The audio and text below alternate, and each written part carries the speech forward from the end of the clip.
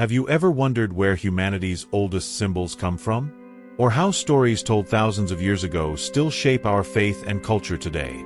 In the heart of Black Egypt, where the Nile meets the sky, there existed a world of gods, mysteries, and wisdom that influenced the Bible long before it was written. Imagine priests under the desert sun, holding objects that shone with divine energy, reciting words capable of moving both spirit and matter.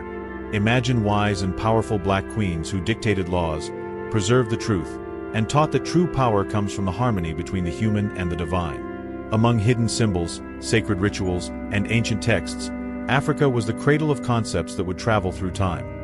Spiritual rebirth, universal ethics, and the connection between heaven and earth. What do you think has truly been lost over the centuries, and what still awaits discovery?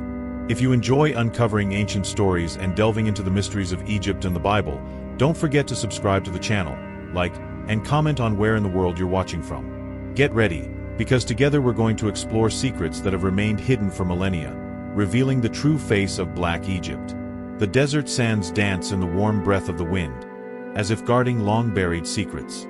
The sun bids farewell on the horizon, tinging the pyramids with gold and blood, while an ancient voice whispers among the dunes, "Not all the gods were remembered." The imaginary camera slowly moves forward, like a spirit awakening among the ancient stones, observing what time has tried to silence. There is a profound silence, the kind of silence that precedes revelation. There, where the Nile originates and time seems to bow before eternity, every stone speaks an ancient language. They say Egypt was the cradle of light, but also of shadow, a mirror where the divine learned to see itself.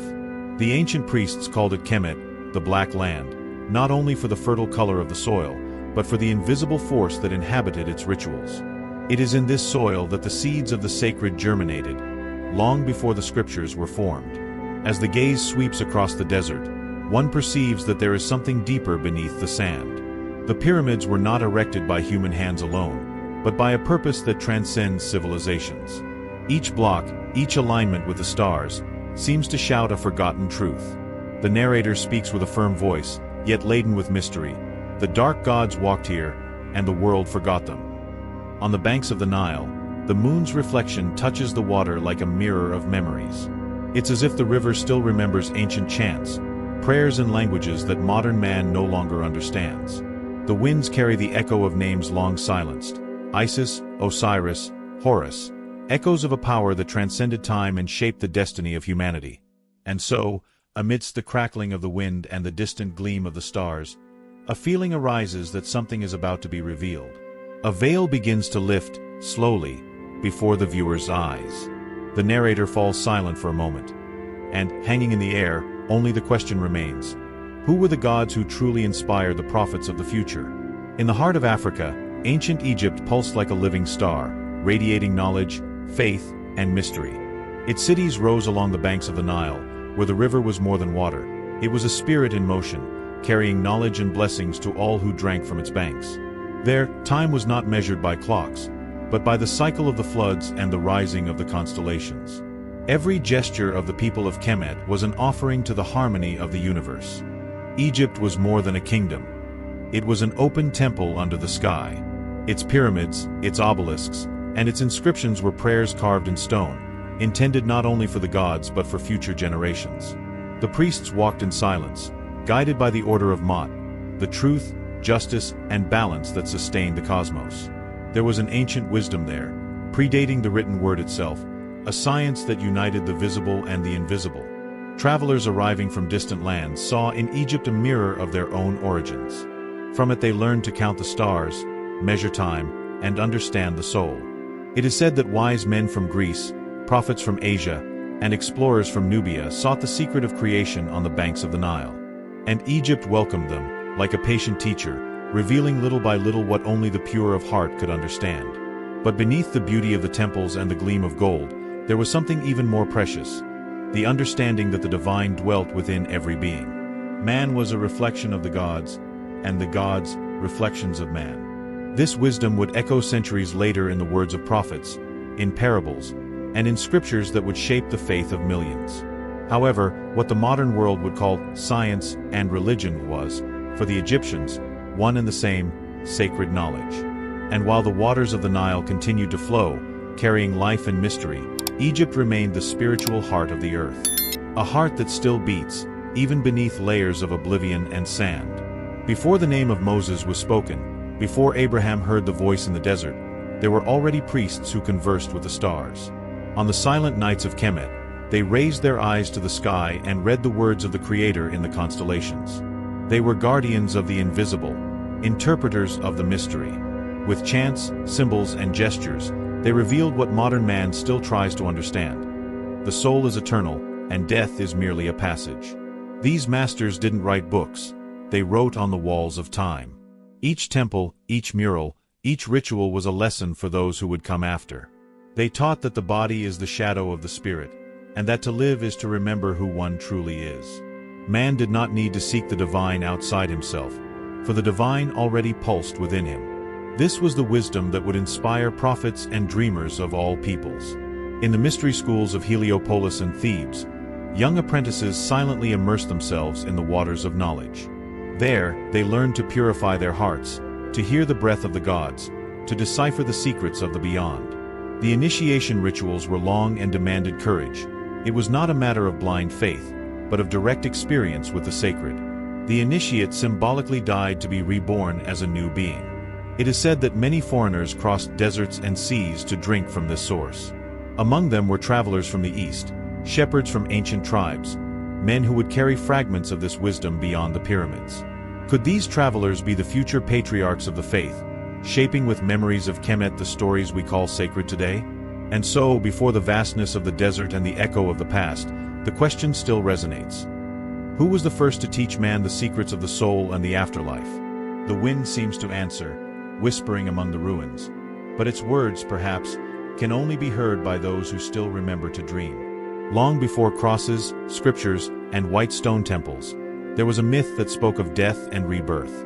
In the heart of Egypt, the ancients told the story of Osiris, the righteous king who taught his people to live in harmony with the earth and the spirit. But the envy of his brother Seth led him to betrayal and dismemberment. The god's body was scattered across the desert, like the inevitable cycle of loss. Isis, his wife and sister, did not accept the end. Moved by love and divine power, she traveled to the four corners of Egypt collecting the parts of Osiris, guided by stars and sacred chants. Each piece found was a piece of the human soul itself being restored. With magic and vital breath, she brought her beloved back to life, not in the world of the living, but in the spiritual realm, where he would reign as Lord of the afterlife. From their union arose Horus, the son of the sun, symbol of rebirth and justice. He grew up under the protection of Isis, learning to balance strength and wisdom. When the time came, he faced Seth in battle, not for revenge, but to restore the order that had been broken. Horus won, and his victory marked the triumph of light over darkness, of the eternal cycle of life over death. These stories, told along the banks of the Nile, spoke of pain, loss, and resurrection long before any known sacred scripture. The people of Kemet understood that every end is merely the beginning of another form of existence. The myth of Osiris was not just a tale, it was a lesson about how the spirit traverses death and returns transformed, purified. The ancient priests said that whoever understood the destiny of Osiris would understand the destiny of humanity itself. And perhaps that is why, centuries later, echoes of this story crossed deserts and mountains, inspiring new narratives of faith, hope, and salvation. Because rebirth, that is a secret that no era has managed to erase. The Nile has always been more than just a river. For the ancients, it was the lifeblood of the earth, the breath of the gods flowing between the realms of the visible and the invisible. Its waters nourished the crops, but also purified hearts. To plunge into the Nile was to be reborn, to leave the weight of the past in the depths and emerge with a light soul. For this reason, the river was seen as a portal, a living border between death and life. Centuries later, in distant lands, another river would take on the same role, the Jordan. And there, water was also a symbol of rebirth, where men and women were cleansed of the old to receive the new. Two rivers, two stories, one same mystery. The baptism of the body became a reflection of the purification of the soul, a legacy of the ancient initiations that the priests of Egypt already knew well. The priests said that the Nile held the memory of all who had bathed in it. Each drop was a memory, each current, an ancestral song. In sacred ceremonies, The initiate was led to the banks blindfolded and with an open heart, for it was not the water that purified, but the recognition of what needed to be left behind. The river, therefore, became a metaphor for the human journey itself. Everyone is born on the bank of ignorance and seeks to cross to the other side, that of wisdom, light, and renewal. And while the Nile flowed north and the Jordan south, both pointed in the same spiritual direction, the return to the origin. Some say that, in the silent nights of Egypt, one can still hear the murmur of the Nile calling to those who seek to understand its mystery. The sound of the water echoes like an ancient prayer, reminding us that the path to purity has never been merely physical. It is a dive within oneself, a journey between what we were and what we are destined to be. Long before he became the prophet who led a people through the desert, Moses was an apprentice in the lands of Kemet. He grew up among golden pillars, listening to the chants of the priests and learning to read the language of the gods. He was instructed in the secrets of sacred geometry, herbal healing, and the word that creates realities. In silence, he absorbed the science of the temples and the power of the law that sustained the universe. Mot, truth, order, and balance. In the stone corridors, Moses learned that every gesture has weight, and every action, a consequence. The masters taught him that governing oneself was the first step to governing a people. Among hieroglyphs and scrolls, he discovered that justice is not an imposed commandment, but a harmony to be maintained. It was the wisdom of Kemet unknowingly shaping the destiny of a faith that would span centuries. Initiations in temples were not easy. The aspirant was led into dark chambers, where he confronted his deepest fears. He had to cross fire, water, earth, and air, not physically, but spiritually. Only he who emerged on the other side with a light heart could be considered initiated. Moses experienced this, and carried with him the symbol of this journey, the faith that transforms fear into courage. When he departed, he took more than memories. He took the flame that had been kindled within him. The wisdom of Mot would later be transformed into the tablets of the law, and the spirit of the ancient priests would live on in the words that would guide the people in the desert. He who was once a student of Kemet became the messenger of a new path. And so, without realizing it, Egypt and the desert became one in Moses' soul. Every step he took toward the Promised Land was also a step back to the banks of the Nile, to the knowledge that shaped him, to the balance that sustained him. Because, at heart, every prophet is merely the echo of an older master. Long before Moses raised his staff, a pharaoh dared to challenge the stone gods. His name was Akhenaten, the king who saw the divine not in statues, but in light. While Egypt worshipped a multitude of gods, he proclaimed that there was only one, Aten, the invisible sun that illuminated all forms of life.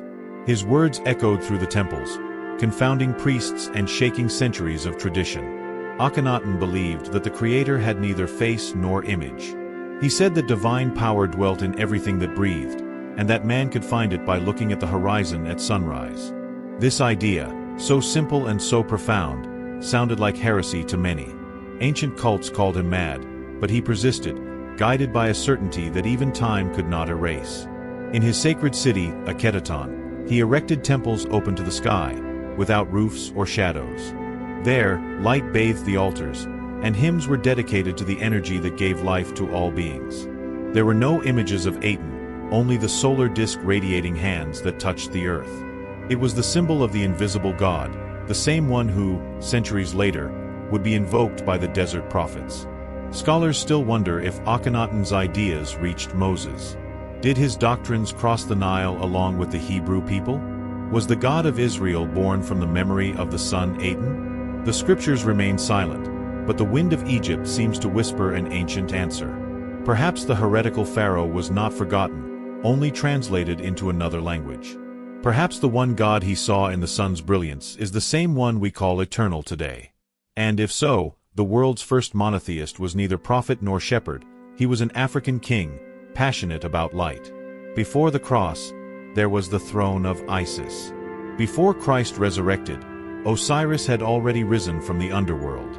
In the heart of Egypt, long before the biblical era, the myth of Isis and Osiris spoke of death, rebirth, and redemption, the same themes that would shape Christian theology millennia later. Osiris was the just king, beloved by his people, a symbol of divine order and the fertility of the earth. His brother, Seth, driven by envy, betrayed him, tearing his body to pieces and scattering its parts along the Nile. Isis, his wife and sorceress, wept for him, and with her grief gave rise to the power of resurrection. Gathering each fragment of Osiris' body, Isis used incantations and the breath of life to restore what had been destroyed. Thus was born Horus, the son of the promise, the one who would avenge his father and restore harmony. The myth, engraved in temples and papyri, echoes a symbolic truth. The spirit never dies, it only transforms. Centuries later, as Christianity began to flourish, the echoes of Isis and Osiris resurfaced in new forms. The Divine Mother nursing her sacred son, an image so common in Christian iconography, is the same Isis with Horus in her lap. The God who dies and is reborn is the same archetype that the world would see in Christ. But there is something deeper. The notion that love is a creative force and that death is merely a rite of passage. Isis not only restored life to Osiris's body, she reconnected the worlds, uniting the visible and the invisible. The mysteries of Isis, guarded in the initiatory schools of Egypt and Greece, taught that true rebirth is not physical, but spiritual. That man needs to die to the ego in order to be reborn as divine consciousness. Perhaps, then, the myth of Isis and Osiris was not just an ancient legend, but a code, a symbolic map of the soul's path. And Christianity, in echoing this myth, merely retold in different words the same secret that Egypt already knew: the mystery of eternal life. Between the desert sands and the murmur of the Nile, there was an artifact that defied human comprehension, a golden box, guardian of a fire that was not of this world.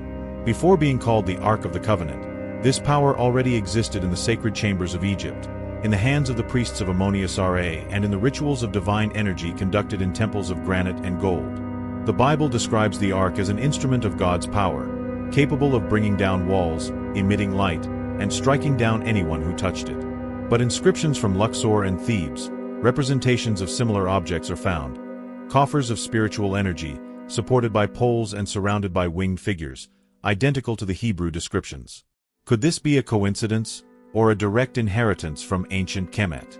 The ancient Egyptians believed that precious metals, such as gold, could conduct divine essence, transforming themselves into bridges between heaven and earth. These sacred conductors stored the vital force, the Sikkim, cosmic energy that emanated from the gods. When the Hebrews left Egypt, they would have taken not only memories, but fragments of this ancestral knowledge. The Levites, guardians of the Ark, were trained not to look directly at it, just as the Egyptian priests were instructed to avoid the glare of the Eye of Ra. The Ark was a spiritual machine, a synthesis of science and faith, where the invisible became matter. Centuries later, the Ark's whereabouts remain a mystery. But its African origin, shrouded in symbolism, seems to scream beneath the layers of history. Perhaps it was never just an object, but a reminder of a time when humanity and the divine conversed through pure energy. What if the true secret of the Ark lay not in its gold or form, but in the forgotten knowledge it represents, the power to unite spirit and matter, heaven and earth, man and the God he carries within? Before Christianity rose upon the ruins of the empire, another symbol of eternal life already stood on the banks of the Nile, the Ankh. A loop atop a cross, held by gods and pharaohs as a key between worlds. In Black Egypt, it represented the breath of life, the power to open the portals between the visible and the invisible. Each priest held it before the pharaoh's lips, granting him the right to breathe the air of the gods.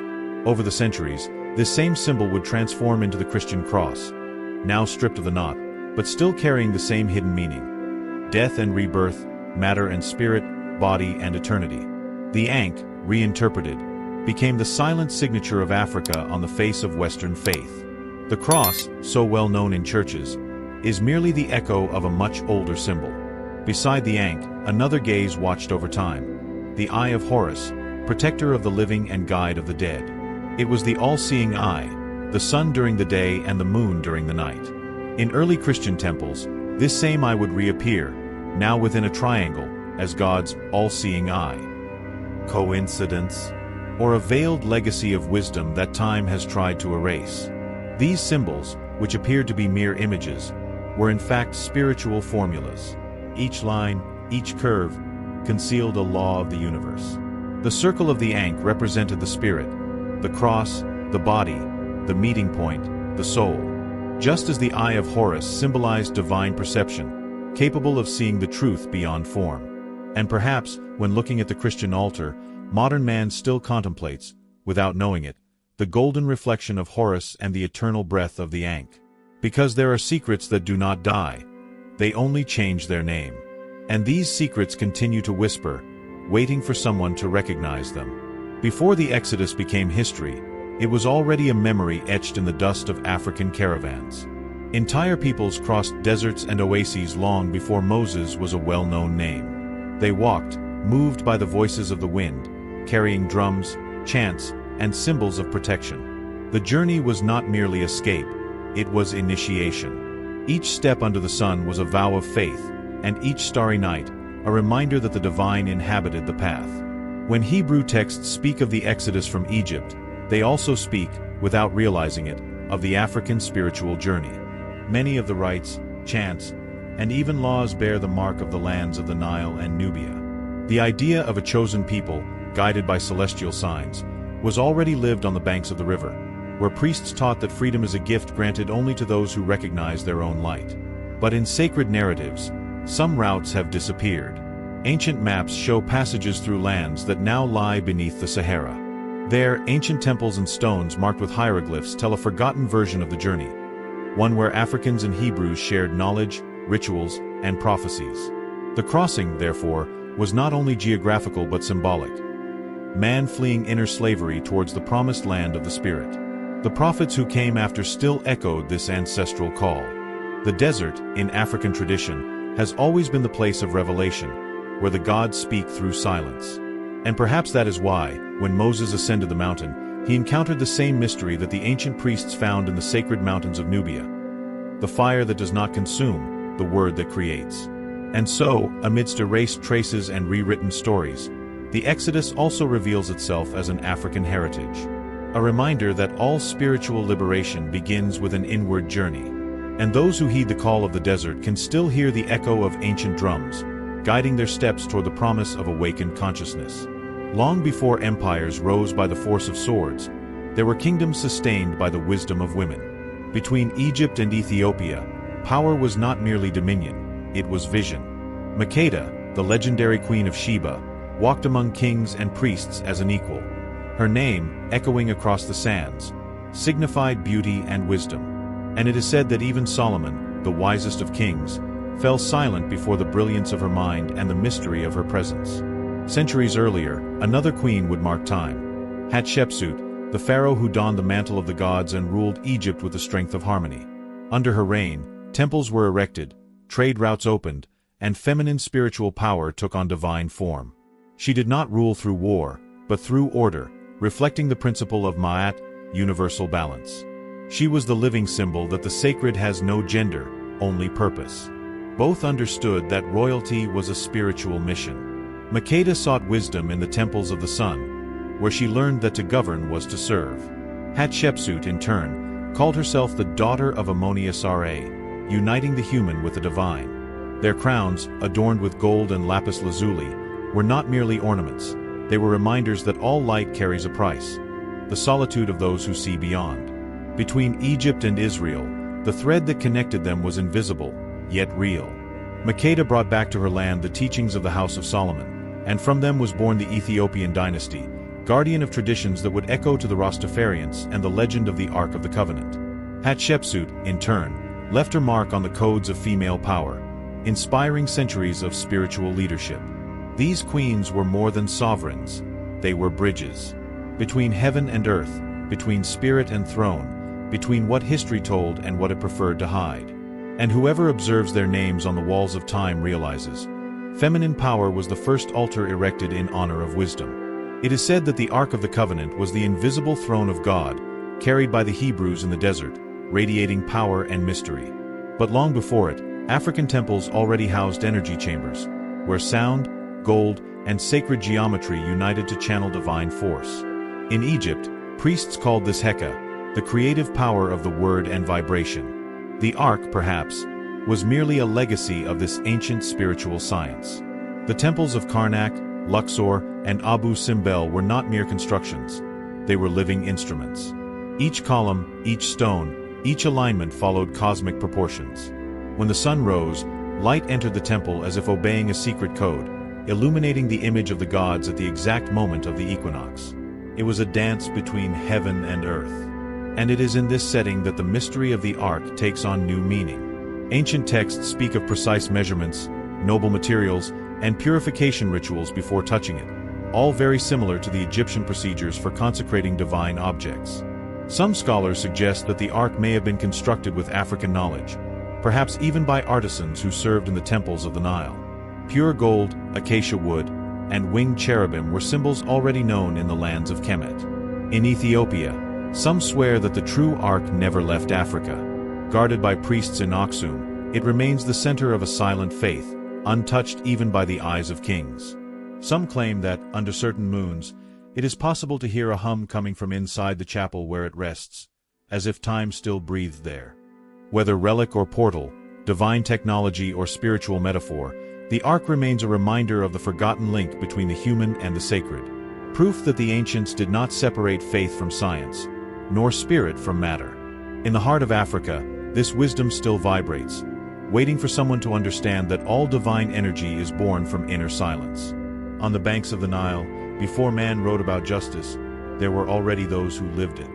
They were the scribes of Ma'at, the guardians of cosmic balance. Dressed in white, with feathers on their heads and eyes trained to see the truth, they recorded not only royal decrees, but also the weight of human actions. They believed that the universe was sustained by harmony, and that every lie told broke an invisible thread of creation. For them, Ma'at was not just a goddess, but a living force, the very rhythm of the cosmos. Her symbol was the feather, light and firm, used to weigh the hearts of the dead before Osiris. If the heart was lighter than the feather, the soul was reborn. If it was heavier, it was devoured by oblivion. This judgment would inspire, centuries later, the concepts of morality, justice, and redemption present in Western religions. The scribes of Ma'at viewed writing as a sacred act. Each hieroglyph was a prayer, each line an attempt to maintain order in the world. They believed that the word could sustain or destroy the balance of life. It was from this belief that ethical principles were born that would echo into Greek philosophy and, later, into the biblical and legal codes of Europe. What few realize is that the idea of liberating truth, so often repeated in Christian scriptures, already existed in the Ma'at papyri. Justice was not punishment, but restoration of the divine flow. The true sin, the ancients said, was disrupting the balance between man and the universe. This subtle notion transformed, over time, into the moral foundation of great civilizations. Today, when we speak of ethics, laws, and conscience, the same African principle still resonates. The scales of Ma'at continue to weigh hearts. Because, in the end, all wisdom begins with a simple question: what is light in me? Not all pharaohs were merely rulers. Some were initiates. Within the secret chambers of the temples, they learned the secrets of creation, healing, and spiritual ascension. These rituals, known as the mysteries of Osiris, taught that the true throne of man is awakened consciousness. The body was seen as a temple and the spirit as the inner pharaoh. Only those who overcame fear and illusion could comprehend the power of the sacred name. Over the centuries, this knowledge crossed borders. Egyptian priests migrated to Greece, where they planted the seeds of the Pythagorean and Hermetic schools. Plato, in his writings, confessed to having learned from the sages of the Nile. And in Alexandria, the fusion of African, Greek, and Eastern knowledge gave rise to what would later be known as the Western esoteric tradition. The origin, however, still pulsed in Africa. In the underground chambers of pyramids and temples, there were inscriptions describing the soul's journey through trials, symbolic death, silence, and rebirth. Centuries later, the secret orders of Europe would copy these trials in their initiation rites. The symbols, the passwords, the oath of silence. Everything came from ancient Egypt. Even the concept of inner light, so widely used in Rosicrucian and Masonic orders, originated in the solar doctrines of Ra. These initiated pharaohs believed that power without wisdom leads to ruin. Therefore, before coronation, the aspirant underwent the trial of darkness, an entire night in the sacred sarcophagus, where he had to confront his own shadow. If he emerged in peace, he was considered reborn. This idea of spiritual death and resurrection would later echo in Christian symbolism and in countless initiatory traditions of the West.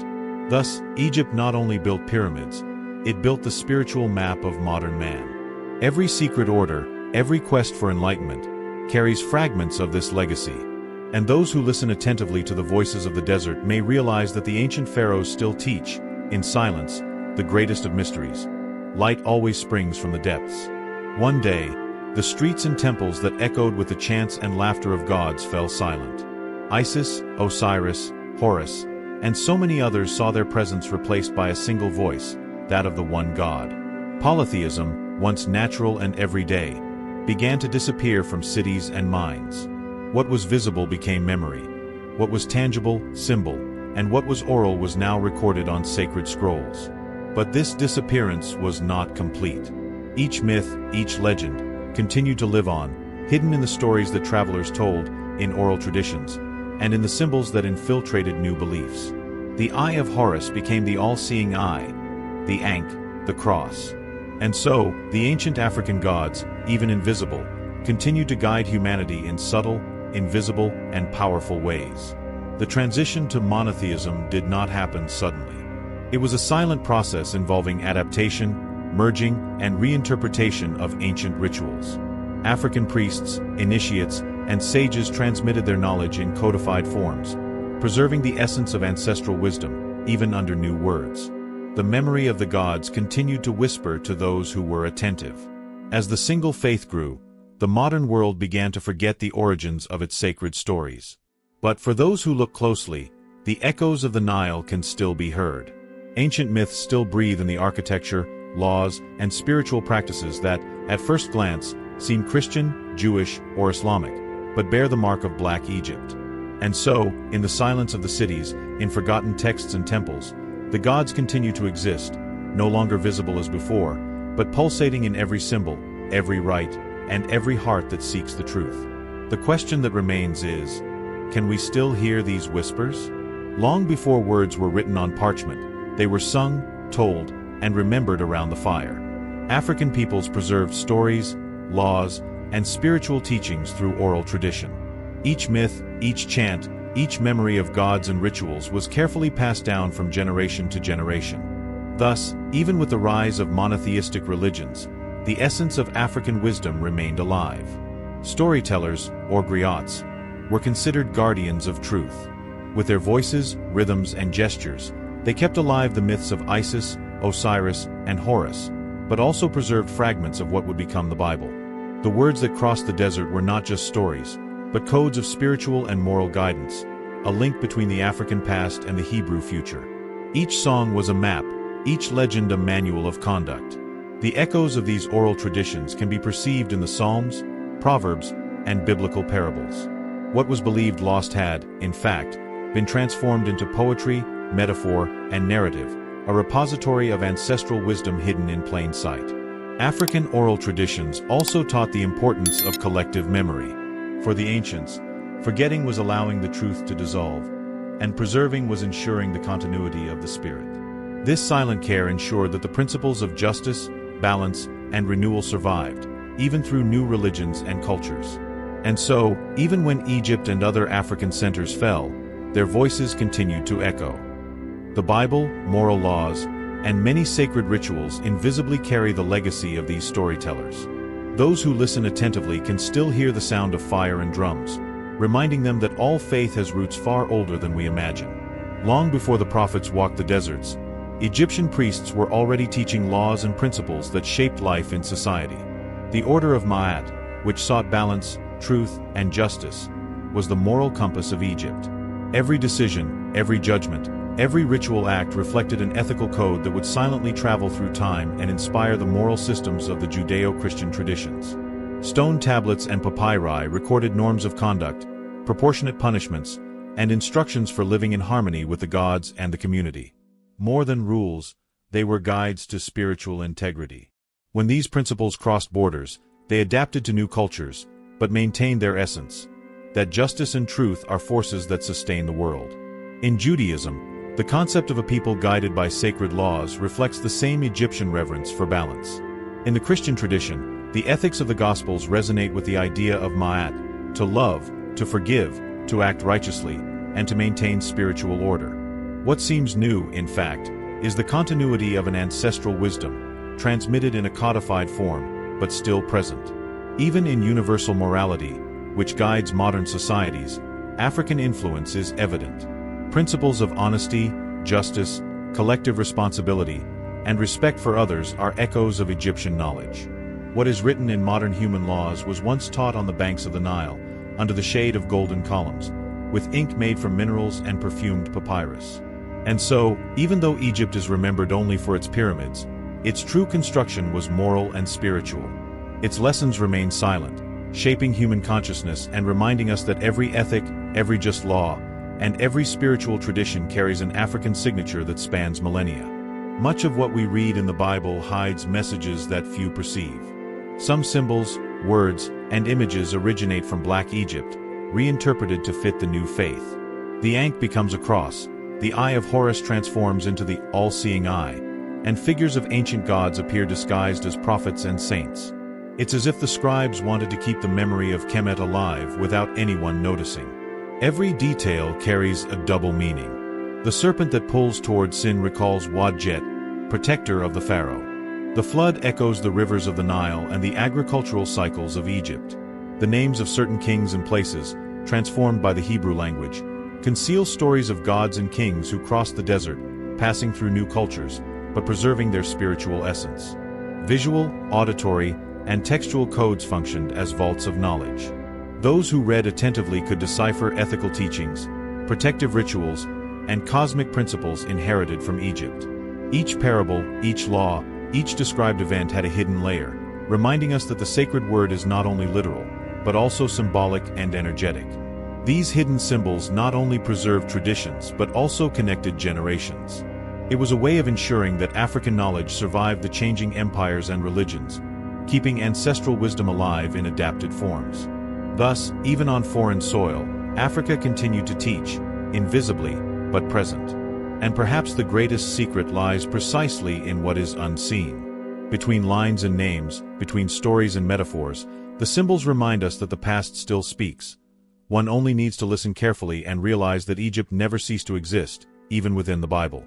Even after millennia, Black Egypt continues to pulsate in our lives. In Afro-descendant religions, in music, in art, in rituals, and even in fashion, the presence of the ancient gods resonates. Each symbol, each gesture, each song is an invisible thread linking the present to the past. It's as if the ancestors still guide us, reminding us that history has not been lost, it has transformed. Cinema and literature also carry fragments of this heritage. Films that recreate African temples and gods, novels that explore ancient myths, even games and comics that use Egyptian iconography, all keep alive the memory of Africa as a cradle of spirituality and wisdom. Black Egypt reinvented itself, but never disappeared. In modern spirituality, the influence is clear. The concept of rebirth, the search for enlightenment, and the universal ethical codes that shape societies still bear the mark of ancient Africa. And those who study occultism, esotericism, or meditation practices are often simply rediscovering knowledge that already existed along the banks of the Nile. Contemporary art also draws inspiration from Egyptian symbols. The Ankh, the Eye of Horus, the figures of the pharaohs, the hieroglyphs, all appear reinterpreted, conveying the same message of balance, life, and connection between the human and the divine. The African heritage is alive, pulsating in the colors, forms, and sounds. And perhaps the greatest lesson is this: Black Egypt is not just ancient history. It is a silent guide that transcends time, reminding us that, however much they try to erase the memory, ancestral wisdom continues to illuminate, inspire, and transform all who open themselves to hear it. And so, among symbols that have traversed millennia, gods who have fallen silent, queens who have guided, and writings that have codified ancestral wisdom, we realize that Black Egypt never disappeared. It pulsates silently in every gesture, every word, and every rite that still echoes in the spirituality, art, and culture of the modern world. What seems lost actually survives in memories, oral traditions, and disguised symbols. Each story, each archaeological discovery, and each spiritual interpretation is an invitation to look beyond the surface and recognize the grandeur of ancient Africa, the cradle of a wisdom that shaped humanity. Today, we are guardians of this heritage. Reverencing it is more than studying the past. It is honoring life, spirituality, and the knowledge that has endured through time. Each symbol and each myth carries lessons about balance, ethics, rebirth, and the connection between the human and the divine. May this story inspire you to seek, question, and listen to the echoes of the past. Because the mystery remains alive, waiting for those who have the courage to look attentively, contemplate with reverence, and learn from African ancestry.